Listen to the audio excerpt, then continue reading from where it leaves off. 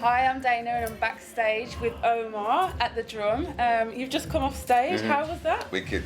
Every time I'm in Birmingham, I get enough love from the Brummies, so it's wicked. When was the last time you were here? New Year's Eve. Don't ask me where it was. I can't remember. It's that kind of party, you know. Was it? Yeah, it was good one though. of those nights. Yeah. We've all had them. So you've been away for a while.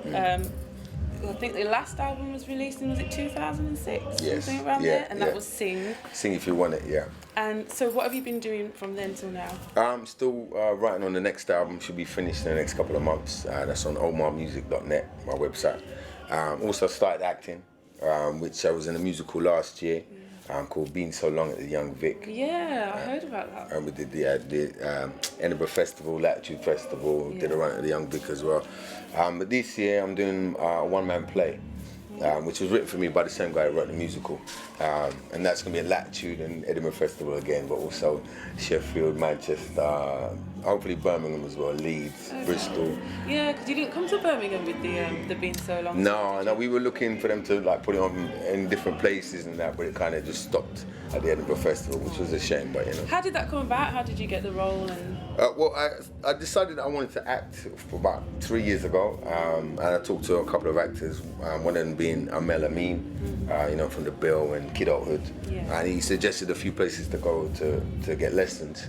One of them being the Identity Drama School, which is a black drama school based in East London.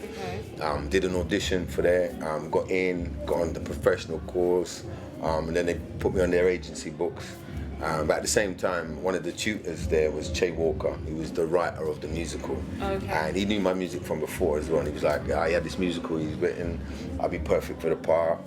So I did the audition, managed to get the part. My first professional acting gig. And now I'm blessed with a one-man play as well. That's brilliant. That's absolutely brilliant. I mean, that's what a lot of actors hope for in their career. Absolutely. How did you find the transition between performing? Because obviously singing, you got the interaction with the audience. I'd imagine being on stage in a play is a bit different. It's not. For me, it hasn't been that much different because it's been a musical that I was in, so I got eased into it gently, you know. Okay. Because I'm acting, but I'm singing as well. Yeah. And with the one-man play, it's even easier because it's my songs that I'm singing. Oh, he's just written a story based around the songs that I've written throughout the years. Okay. So. I've been lucky, I've been blessed, that I've managed to get into it in that way. Definitely. So, it's good. Wicked. So you've set up your own record label, is that right? Yeah, Blunt Music. Blunt Music. Yeah, that was set up because we had some problems with the release of Sing If You Want It. Okay. So we had to set up our own label, basically, and that's the label that we'll be going out under. And I read somewhere you've got a studio in your back garden. Yes, called Backyard. So how does it feel like when you just get inspired and you just go into your back garden and jam? Perfect. Because there was a time when I was, and I've been on several labels, and there was a time when I was coming to the end of my time with one of the labels, and I thought to myself, what do I need to carry on in the future to be able to make my music? And the answer was simple. I needed to have my own studio. Yeah. So I had a designer come around to my house with a view to putting it in the house, and then he came to the garden. He was like, "This garden's big enough, man. You could put it there." And so we put it at the back of the garden, and hence the name Backyard. Backyard. Yeah. I like that, Backyard Studios. I like it. It's catchy. Artists such as Jill Scott have said you have inspired them with your music. You're someone that they look to for inspiration. How does that make you feel? Nice, you can't feel bad with compliments like that, because my thing is about expression, it's not really about looking for compliments and stuff like that, although they are very nice, you know what I mean? I just hope that people get on the same wavelength as me when I'm creating that music. I'm getting a vibe from it, a buzz from it, and I'm hoping that people will get into that as well. So to hear that people from overseas I listen to my music is a blessing every time. I like to call you, well, no, I don't like to call you that. I always feel that you've got amazing recognition around the world, but there are still some people who don't know about Omar, probably because you're not projected into the mainstream as such. Do you feel like there's any way you can reach those people, or I'd have to change my music to fit like the you know, when they program the radio and the TV shows and stuff like that, they play a certain type of music. You know, and my music, I don't make my music to, you know, be tailor-made for that kind of thing. I just go with the vibe, blam, there it is. You know, I managed to make 6 albums, 7 now of music, which is unique to me, you know what I mean? So, you know, whether it's a case of them turning around and something going, all right, we want to like champion this kind of style. That's the only way that's gonna happen, because I really can't change the way that I make the music. Yeah. Do you know what I mean? Do you think it's important to stay true to soul music, and when you're reinventing yourself? You got it right there. I mean, it's soul music, you know what I mean? So it has to come from here. And you know, I've had it weird. You know, I've been on a record label, and they've been trying to get me to do this kind of pop music, and they're saying, right, this radio station will play it.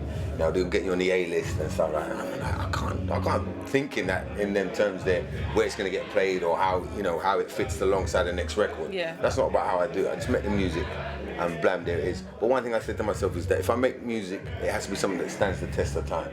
So, you know, like, there's nothing like this is, you know, 20 years old, 21 years old. That is a classic. I don't think that will ever die, that tune. Well, that's a blessing, you know, because before that I made some music, and it was like 2 weeks after hearing it, I hated it. Oh, God. Do you know what I mean? So I decided I had to make music which you can hear over and over and over. Do you ever get fed up of performing that song? Not really, it pays the bills, doesn't it? You know what I mean? I can go home and pay the electric and the gas and all that, so I'm not going to complain. No. Yeah. What inspires you for this album? Because your last album was quite a funky album, wasn't it? Yeah. You could really quite jump. I could hear a few tracks in the clubs. Right. And the one before that was like Latin jazz. Yeah, there was a film inspired album. This album that I've done is a kind of mixture of both. Yeah. You know what I mean? Because I still want them hard beats there. Yeah. But it's different. It's different than anything that you hear. You know.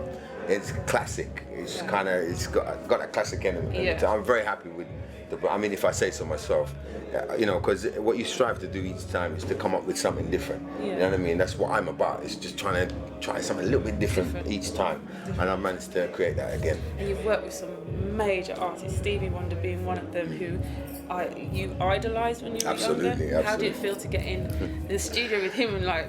I can't imagine sitting there with Stevie Wonder. Grinning like this, you know, like a Cheshire cat, basically. The whole time. Well, you know, from I was about 6, 7, 8 years old, I've been playing Stevie's music and singing along with it, harmonising, and you just, you know, one of your wildest dreams is to work with your idol. Yeah. And you know, to actually get him in the studio, and he didn't disappoint. He was on the drums, he was on the keyboards, singing, just joking around, having a laugh. You know what I mean? This is what. You're like, am I dreaming? I pinch myself. And I spent 2 weeks with the guy as well. You know, he's like, I'm going to be in town for 2 weeks. So I took him restaurants, clubs, all kind of stuff. Oh, he was in London? He was in London, man. He just called me up out of the blue and said, yo, man, it's your boy, man. Who's that? So Stevie. I go, Stevie. Stevie Wonder. I go, nah, sing something for me. And he sang something for me. He sang to you? He had to. Somebody says that to you, you got to question it, innit? Oh, so yeah, you know, it was good still. Oh, that's brilliant. I'm aware we're kind of wrapping for time, but sure. One last question. So I want to know what's in your record collection. What was the last album you bought? The last album I bought is very interesting. Who did I buy? The Best of Cream. You know Cream? The dance? No, the rock group. Right. And all the names escape me right now, but it was just something. The white curtains. I can't remember the name of the tune. It was just one of them rock tunes that I said I have to get one of those. Yeah. You're gonna have to if Omar's listening to it, I've got to listen to it. I'm gonna have to look that up. What was the first album you bought? First album I ever bought. Could be Michael Jackson, Off the Wall. Oh, absolutely. Shake my hand. Love Michael Jackson. I've got so much I want to ask you, but I can't because we're running out of time. But thank you for coming to speak to me today. No problem. Thanks for giving us such a great performance. No problem. Looking forward to John B. Catch you again, maybe. What's my next thing that I'm doing? I'm going to be at the Jazz Cafe on the 9th and the 10th of July. Wicked. So check me out. And omarmusic.net is the website, so check it out. You heard it, omarmusic.net. Do you want to give a shout out to We've Got Entertainment Television? Big up We've Got Entertainment Television. You know, so we love you bad like cooked food. Like cooked food. Thank you. All right, darling. Thank you.